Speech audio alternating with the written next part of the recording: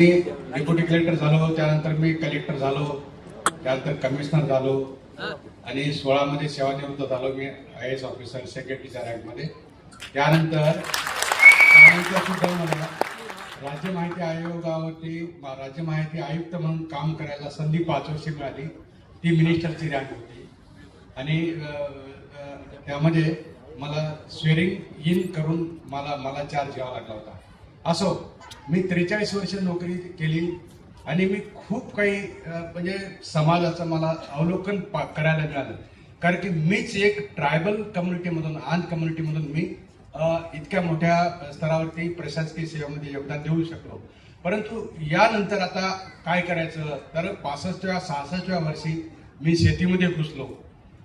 मला शेतीची खूप आवड असल्यामुळे शेतीमध्ये घुसलो आणि शेती सुद्धा मला डेव्हलप करावी लागली. वडिलांची शेती आणि एक 9 एकर शेती मला डेव्हलप करावी लागली पूर्ण दगड गोंडे काढून. आणि त्यानंतर मग 2025च्या एप्रिलमध्ये माझा संपर्क आला.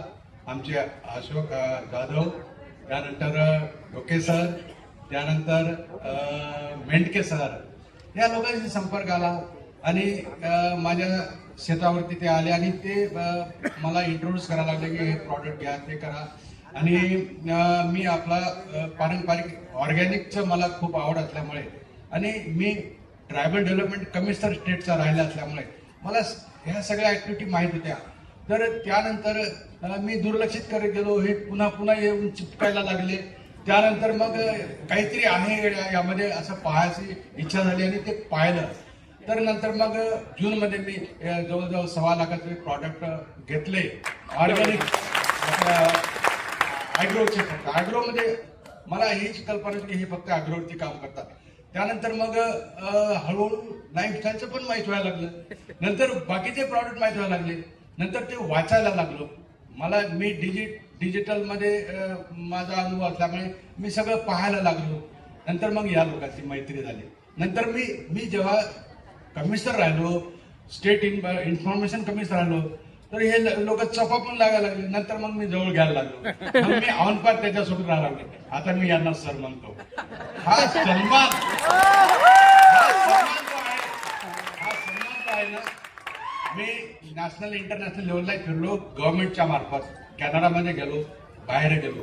परंतु हा सन्मान जो आहे ना, इथे थोडंसं थांबून We the people of India having solemnly resolved to constitute India into sovereign, socialist, secular, democratic republic and to secure to all its citizens justice of social, economic and political, liberty of thought, expression, belief and faith and worship, equality of opportunity and status, and to promote among them all fraternity, assuring dignity of the individual and integrity and unity of the nation. On this 26th day of 1949, we do hereby adopt, unite and give us this constitution. हे भारतीय संविधानाचं जे प्रियंबल आहे त्याचं मला दर्शन इथे झालं. क्या बात है. ते मी विश्लेषण करून सांगणार आहे. हे इंग्रजीमध्ये प्रियंबल मी 12वी मध्ये पाठ केली. तर ती प्रियंबल मध्ये काय आहे तर बंधुभाव आहे, भ्रातृत्व भाव आहे. आमचे मुस्लिम बांधव विचारानंतर मला अक्षरशः मला डोळ्यामध्ये हसू यायला लागले. कारण की या कम्युनिटीला कुठेच सन्मान मिळत नाही. हा सन्मान इथे मिळतो. इथे कोण काम करणार आहे. मी कॉर्पोरेट क्षेत्र पाहिलं आहे. मी बिर्ला यांच्यासोबत बसलो आहे. टाटाचे लोकांच्या सिनियर मध्ये बसलो आहे. 30चे लोक मला मी पाहिलेले आहे. टाटा इन्स्टिट्यूट मी पाहिलं आहे.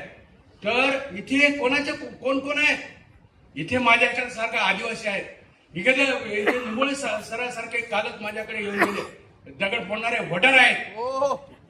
इथे भागार वेचणारे मुसलमान आहेत. हे सगळे आम्ही बंधू आहोत.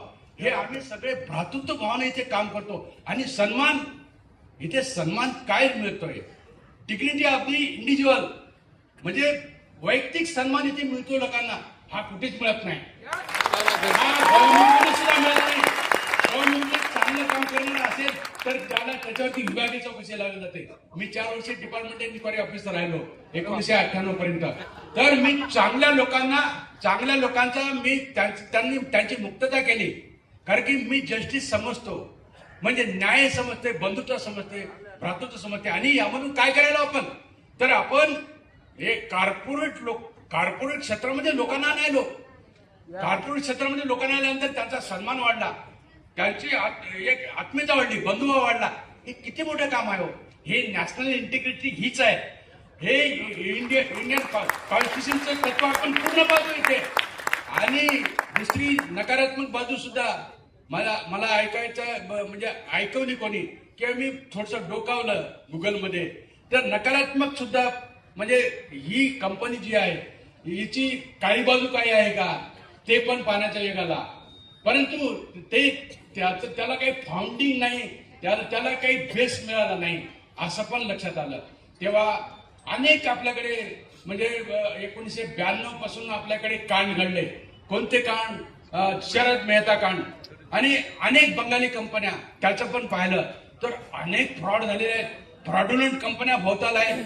ते सगळे बदनाम फरिश्ते होऊन गेले आहेत. अगदी माल्याची किंगफिशर बदनाम होऊन गेले आहेत. आणि आजच्या घडीला काय आहे, आणि पॉलिटिकल मध्ये तर 70 हजार कोटीचे घोटाळे. ही कंपनी 1000 कोटीचा म्हणजे बिझनेस करते वर्षामध्ये. 70 हजार कोटीचे घोटाळे एका 1-2 वर्षामध्ये करणारे अनेक आपण फ्रॉड पाहिले. पॉलिटिकल फ्रॉड, किती वाईट वातावरण आहे भोवताल. परंतु आपण सगळे एकदम शुद्ध भावनेनं आणि चांगल्या वृत्तीनं इथे आपण बिझनेस करतो, सन्मान घेतो, पैसा कमावतो, मुलं बाळ आपण शिक्षणाला लावतो. आणि भंगार वेचणारे माणसं किंवा दगड फोडणारे माणसं इतके मोठे 15 लाखाच्या बिझनेसला एका महिन्याचा त्यांचा प्रॉफिट होतो. किती मोठ्या सन्मानची गोष्ट आहे. जबरदस्त. मला वाटतं धन्यवाद.